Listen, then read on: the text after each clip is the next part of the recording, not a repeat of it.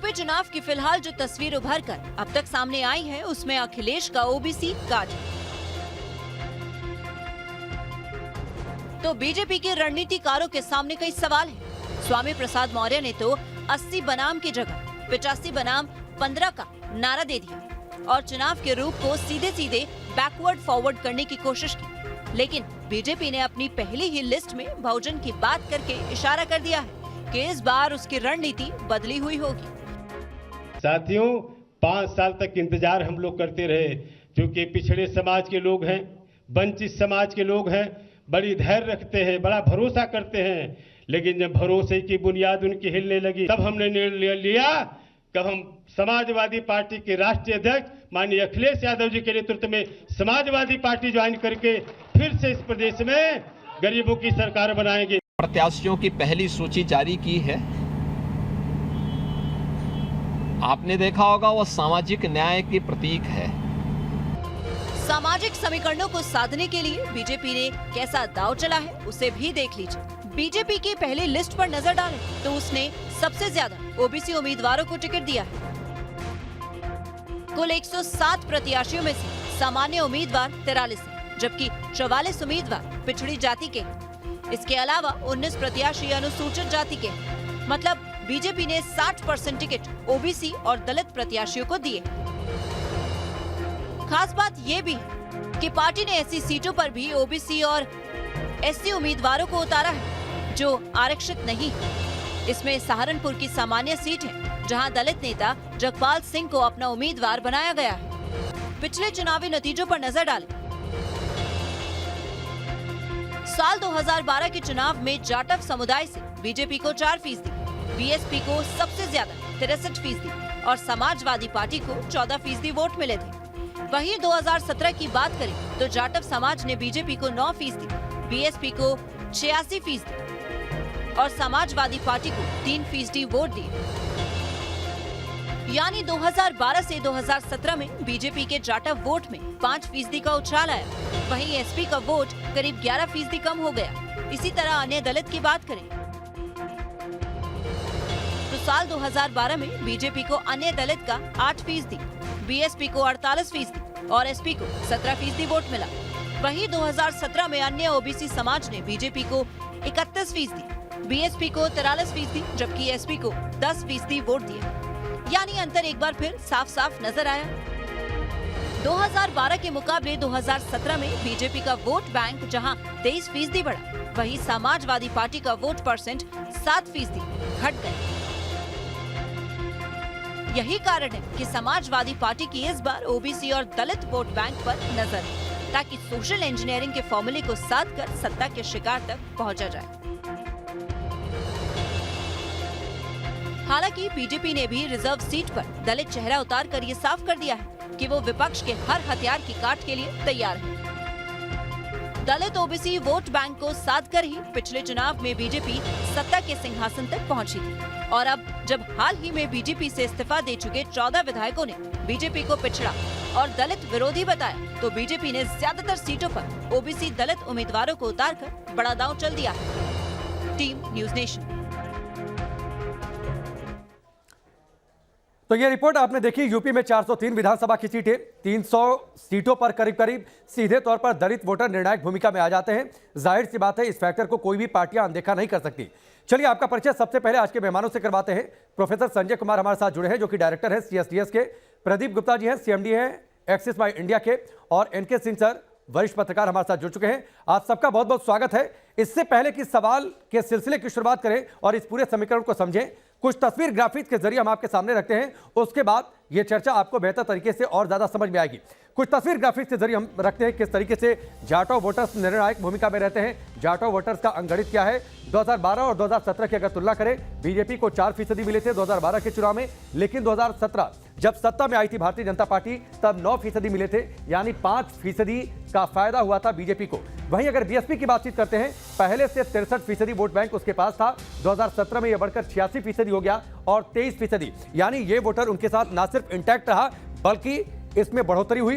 इसके साथ ही समाजवादी पार्टी, जिसको सबसे ज्यादा नुकसान हुआ, 14% 2012 में वोट मिले थे, लेकिन 2017 के चुनाव में यह घटकर सिर्फ 3% रह गया, यानी 11% का नुकसान हुआ जाटो वोटर्स के लिहाज से। तो ये तस्वीर हमने ग्राफिक्स के जरिए आपके सामने रखी है। और चलिए सीधे मेहमानों का रुख लेते हैं। संजय जी, आपसे मैं शुरुआत करता हूं। ये जो गणित हमने रखा है, समाजवादी पार्टी को सबसे ज्यादा नुकसान, बीएसपी के साथ बड़ा दिलचस्प है, सरकार में नहीं आए, विधायकों के लिहाज से कम थे, उसके बावजूद जो वोटर्स थे वो ना सिर्फ इंटैक्ट रहे बल्कि उसमें बढ़ोतरी हुई, बीजेपी को भी फायदा।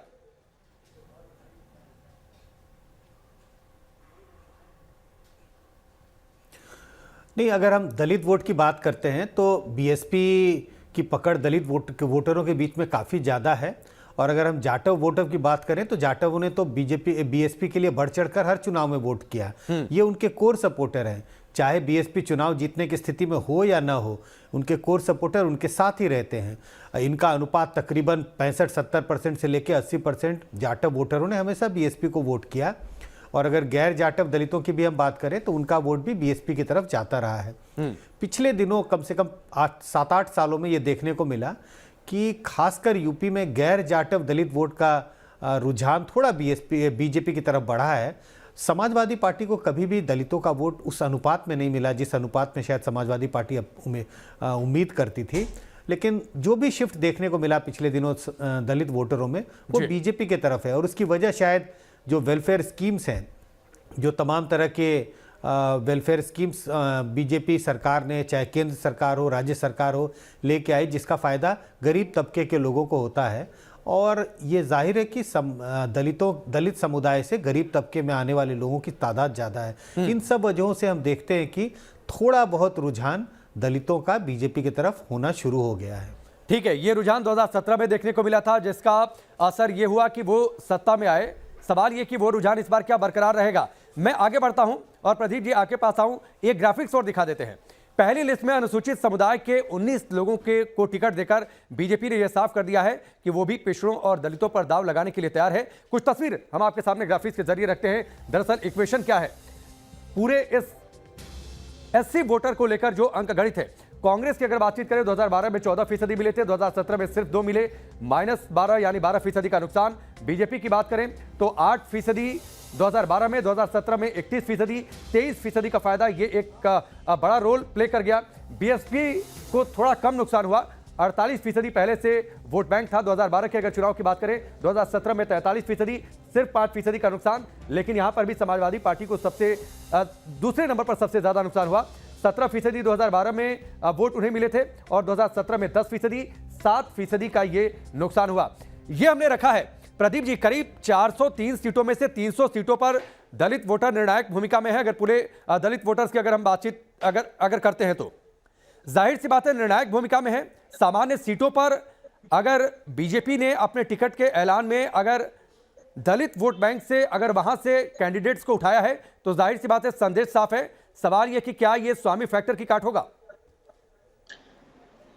देखिए, दलित हो या ओबीसी हो, जो पिछड़ा वर्ग है, उसका एक्चुअल प्रतिनिधित्व कर देना किसी भी पार्टी के लिए अनदेखी नहीं की जा सकती। उसी का नतीजा जो आप देख रहे हैं कि 19 सीटें 107 सीटों के अंदर जो बीजेपी ने डिक्लेयर किया, वो उसका एक नतीजा है। उससे मुझे नहीं लगता कि स्वामी प्रसाद मौर्य के आने या जाने के चलते बीजेपी ने ये निर्णय लिया है। इसकी कल्पना कर पाना मुश्किल है कि उत्तर प्रदेश में यदि चुनाव जीतना है तो आप ओबीसी और दलित को अनदेखा कर सकते हैं।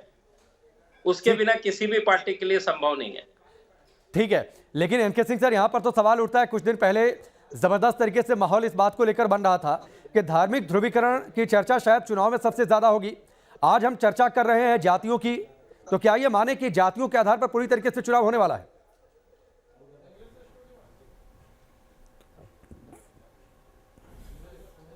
हाँ, ये आपका फ्रेज मुझे बहुत अच्छा लगा। धार्मिक ध्रुवीकरण और की जगह सामाजिक समरसता, सामाजिक आपने कोई फ्रेड यूज किया, सामाजिक समीकरण जी, ये बड़ा अच्छा फ्रेज है। और धार्मिक ध्रुवीकरण का एक सिचुएशन पॉइंट होता है जो बेस वोट तैयार करता है। आप गौर कीजिए, 1992 में मंदिर मस्जिद ढांचा गिरा था। 10 साल बाद 2002 में आप जानते हैं बीजेपी को वोट कितने मिले थे? 20.1%। तब भी बीएसपी को ज्यादा मिले थे, समाजवादी पार्टी को ज्यादा मिले थे। 2007 में आइए, ये घट के 17% हो गया। 15 साल बाद मस्जिद मंदिर गिरने के, और 20 साल बाद 2012 में ये फिर घट गया और 15% पे आ गया। तो ये बेस वोट है, वो तो ध्रुवीकरण से हो जाता है, लेकिन इस रियलिटी को आप नहीं बदल सकते कि सामाजिक समीकरण का अपना रोल होता है, खासकर नॉर्थ इंडियन स्टेट्स में, खास करके बिहार और यूपी में। नतीजा ये हुआ है कि ये आपकी मजबूरी थी। अनफॉर्चुनेटली बीजेपी ने समझा कि 7 लाख दिए, 5 लाख दिए जलवा के हम इस कंसोलिडेशन को कंप्लीट कर लेंगे। वो हिंदू कंसोलिडेशन को नहीं समझ पाए कि ये सिर्फ बोयस वोट देता है। एडिशनल वोट जो चाहिए, जिसको मैं क्रिएशन ऑफ एडिशनल वोट कहते हैं, जिससे सीटों में बदलता है, वो जरूरत है कि आप ये समीकरण बनाएं। क्या वाकई बीजेपी ये समीकरण बना पाई है? 5 साल में एक मैसेज जाना चाहिए था। मुझे लगता है कि वो समीकरण नहीं बन पाया है। यही वजह है कि इस समय बैकवर्ड असर्शन बहुत तेजी से हो रहा है, और ये इंडियन पॉलिटिक्स के लिए कैसा संकेत है तो हम नहीं कह पाएंगे, अभी वो संजय जी बताएंगे। लेकिन ये फैक्ट है कि धार्मिक आधार पे अगर आप चाहे, आप जरा सोचिए, आपने कहा कि दलित 403 सीटों पे निर्णायक है। अरे हिंदू तो 403 सीटों पे पूरा ही निर्णायक है जी। लेकिन ठीक है, इसकी चर्चा हम करते हैं एनके सिंह सर। और वाकई ये इंडियन पॉलिटिक्स के लिए कैसा संदेश है, ये सवाल मैं संजय जी से करूं, लेकिन एक और ग्राफिक्स हम जरा दिखा देते हैं। कुर्मी और कोयरी वोटर की अगर बातचीत करें, क्या कुछ अंक गणित है यूपी की सियासत के लिहाज से, वो तस्वीर हम आपके सामने रखते हैं ग्राफिक्स के जरिए। कुर्मी कोयरी वोटर का गणित क्या है? कांग्रेस की बात करें 2012 में 13%, 2017 में 3%, जाहिर सी बात है 10% का नुकसान। बीजेपी के पास 19% 2012 में, 2017 में 57%, जबरदस्त इजाफा हुआ 38%। बीएसपी 19% था 2012 में, 2017 में 14%, 5% का नुकसान। समाजवादी पार्टी को इसमें भी ज्यादा नुकसान, 35% 2012 में, 18% 2017 में और 17% का नुकसान हुआ। संजय जी, दो बातें, एक तो जो एनके सिंह सर ने कहा, ये जो बदलाव है ये इंडियन पॉलिटिक्स के लिए संदेश क्या, और साथ ही कुर्मी कोयरी वोटर्स या जो भी अंकगणित हम देखते हैं जातियों के लिहाज से, बीजेपी को कुछ ना कुछ फायदा हुआ, समाजवादी पार्टी को नुकसान, कांग्रेस को नुकसान। कांग्रेस तो खैर अपने वजूद को तलाश रही है, लेकिन समाजवादी पार्टी शायद उसकी भरपाई करने की कोशिश कर रही है इन्हीं सब अंकगणितों के लिहाज से।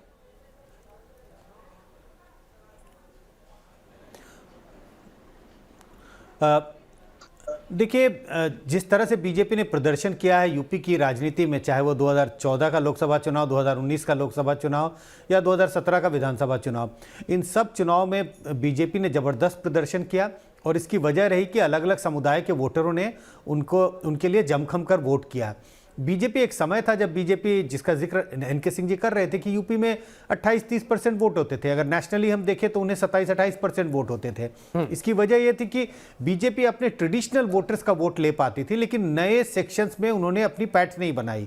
लेकिन पिछले 5-7 सालों 10 सालों में जो उनका अभूतपूर्व प्रदर्शन रहा है, चाहे यूपी हो, अन्य राज्य हो, चाहे लोकसभा के चुनाव में, इसकी वजह यह है कि उन्होंने दलितों में पैठ बनाई और ओबीसी में, गैर यादव जो अपर डोमिनेंट ओबीसी है उनको छोड़ लोअर ओबीसी में हर राज्यों में उन्होंने अपनी पैठ बनाई, चाहे वो कर्नाटक है, चाहे बिहार है, यूपी है, अन्य राज्यों में भी। इसकी वजह से बीजेपी का वोट प्रतिशत नेशनली हमें पता है 37% पहुंच गया, 37%। अगर बीजेपी को सिर्फ उनके कोर सपोर्टर का वोट मिलता तो ये कभी उनका वोट 30% से ऊपर नहीं जा सकता था। यह जानते हुए ही बीजेपी ने इस तरह के सोशल समीकरण बनाने की कोशिश की, जिसमें वो सफल हुए।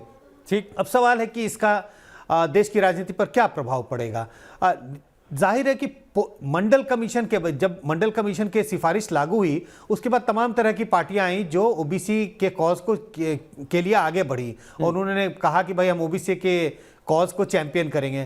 तो कहीं ना कहीं ओबीसी मतदाताओं में, मतलब कई सालों तक, कई दशकों तक ये धारणा बनी रही कि बड़ी पार्टियों ने उनके हितों की अनदेखी की है, इसलिए वो सब गोलबंद हुए रीजनल पार्टियों के साथ, चाहे वो आरजेडी हो, एसपी हो, बीएसपी हो, इस तरह की पार्टियों के साथ। लेकिन जब पिछले 2 दशक में उन्हें ये लगा यहाँ भी उनकी दाल नहीं गल रही है और उन्हें यहाँ भी कोई फायदा दिखाई नहीं पड़ रहा है, उनका शिफ्ट बीजेपी की तरफ हुआ और अब ये फिर रिवर्स शिफ्ट हो रहा है बीजेपी की तरफ से। तो ये एक तरह से सामाजिक परिवर्तन का संकेत दे रहा है। मैं इसको एकदम वो नहीं समझता हूं कि राजनीति का जातिकरण हो रहा है, बट ये एक सामाजिक परिवर्तन का एक संकेत है जिसमें सब लोगों की बराबर की हिस्सेदारी हो सकती है, कम से कम वो दावेदारी कर रहे हैं। ठीक है, प्रदीप जी, लेकिन ये क्या सबके बराबर की हिस्सेदारी तय कर पाएगा? खासतौर पर चुनावों में जो भागदौड़ होती है उसके लिहाज से देखिए, जो मौजूदा परिस्थिति है उसके लिहाज से, जिस बात का जिक्र संजय जी ने किया या फिर एनके सिंह सर ने किया कि देखिए धार्मिक ध्रुवीकरण की पहले चर्चा, अब जातीय समीकरण की चर्चा, राजनीति जातीय समीकरण के बिना अपरिहार्य बन चुकी है। देखिए, आपको मैं एक चीज बता दूं कि धार्मिक ध्रुवीकरण, राष्ट्रवाद और जातिवाद, इन तीनों के बीच में बहुत पतली रेखा है। जहां तक धार्मिक ध्रुवीकरण और राष्ट्रवाद की बात है, वो एक इमोशनल मुद्दे हैं, और जातिवाद जहां तक सवाल है, जब लोग अपने जाति के आधार पे वोट देते हैं तो वो ये मानते हैं कि हमारा जो प्रतिनिधित्व कर रहा है, यदि वो हमारी जाति का है तो वो हमारी संस्कृति, हमारी भाषा, हमारा आचार व्यवहार, हमारी समस्याओं को अच्छे से रिप्रेजेंट कर पाने में समर्थ है। ये कुछ भी नया नहीं है। यदि आपको मैं 91-92 तक ले जाऊं, जब बाबरी मस्जिद का ढहाई गई, और उस समय जो है वो राम जन्मभूमि और राम मंदिर बड़े चरम पे था, तो 93 में जब यूपी के चुनाव हुए, उसके अंदर बीजेपी नंबर 1 पार्टी तो बनी, बट काशीराम जी और मुलायम सिंह जी ने एक अलायंस बनाया और उसके चलते उनकी सरकार बनी। तब ये नारा दिया गया कि साथ आए मुलायम और काशीराम, हवा में उड़ गए जय श्री राम। तो ये तब का मुद्दा है। अब 2002 में और 2012 में जब समाजवादी ने जीत हासिल की और 2007 में मायावती जी ने जीत हासिल की, तो बिना इस सामाजिक समीकरण को साधने का मतलब यह है कि राइट रिप्रेजेंटेशन दिए किसी का भी सरकार बना पाना संभव नहीं है। ये सिर्फ उत्तर प्रदेश नहीं, मैं बात करूंगा समूचे प्रदेश की, जातिगत आधार पर ही ज्यादा करके वोट पड़ता है। ठीक है, मैं इससे पहले कि एनके सिंह सर का रुख करूं, प्रदीप जी आपको रोककर एक सवाल मैं इसमें थोड़ा सा और ऐड कर देता हूं।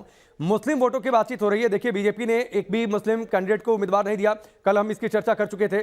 बीएसपी ने खड़ा किए, समाजवादी पार्टी ने खड़ा किए, ओवैसी अलग ताल ठोक रहे हैं। इमरान मसूद को समाजवादी पार्टी में बड़ी उम्मीदों के साथ गए थे, नहीं टिकट मिला। कल शाम तक खबर आ गई कि बीएसपी की ओर वो राह देख रहे हैं। तो यहां पर यह बंटवारा है, ये फैक्टर कितना असर डालेगा? क्योंकि हर पार्टियां तो जोर लगा रही हैं इस वोट बैंक पर भी। नहीं, देखिए, हर पार्टी बिल्कुल लगा रही है, लेकिन आपको ये मानना पड़ेगा कि बीजेपी हो, जनसंघ हो, या उसके पहले 1925 से आरएसएस हो, उन्होंने हमेशा हिंदुत्व की राजनीति और हिंदुत्व के एजेंडे को सामने लेके आया है। इसका नेचुरल मतलब यह है कि वो अपने आप को मुसलमान से दूर करके मानते हैं, कम से कम चुनाव के परिप्रेक्ष्य में। तो जिसके चलते स्वाभाविक है, यदि वो किसी भी नहीं, मेरा मतलब ये था कि अगर यहाँ पर बंटवारा है तो क्या बीजेपी को इसका ज्यादा फायदा नहीं होगा जो दूसरे समीकरणों पर भारी पड़ सकता है? छोटा सा जवाब।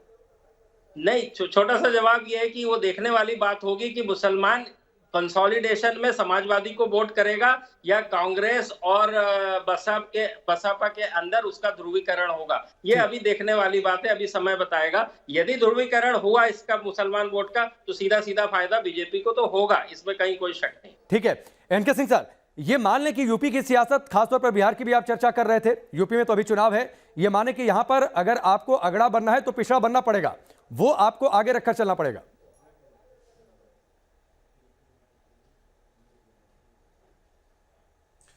जब लालू यादव ने पॉलिटिक्स शुरू की थी तो भैंस पे चढ़ के चीफ मिनिस्टर बैठता था और चरवाहा स्कूल खुलवाया था। इसका पर्पस ये था कि false sense of consciousness generate करे, एक झूठी चेतना सशक्तिकरण की जनरेट करते हैं। जातिवादी पॉलिटिक्स के मूल में यही है कि जब उनकी जाति का नेता मंत्री बनता है, लाल बत्ती लगा के निकलता है और पीछे पुलिस होती है, तो उसको जो कॉन्शियसनेस, उसका जो फॉल्स सेंस जनरेट होता है, ये उसी की वजह से वोट देती है। उसको इससे जरूरत नहीं है कि उसके घर के सामने की सड़क बनी कि नहीं, रोजगार मिले कि नहीं। और ये बात ये नेता, जातिवादी नेता हो चाहे धार्मिक नेता हो, ये सब जानते हैं।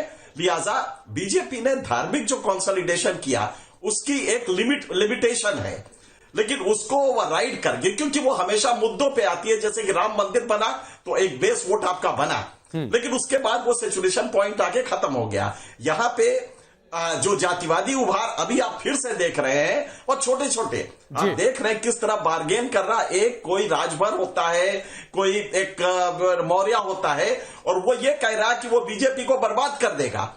ठीक है, और इसीलिए दबाव में देखिए जो परिस्थितियां हैं, एनके सिंह सर मैं आपको रोकता हूं, इसीलिए देखिए अब से थोड़ी देर पहले खबर भी आ गई कि निषाद पार्टी के साथ सीट बंटवारे पर भी सहमति बन गई है। सोमवार को औपचारिक ऐलान होगा, 15 सीटों पर निषाद पार्टी चुनाव लड़ेगी।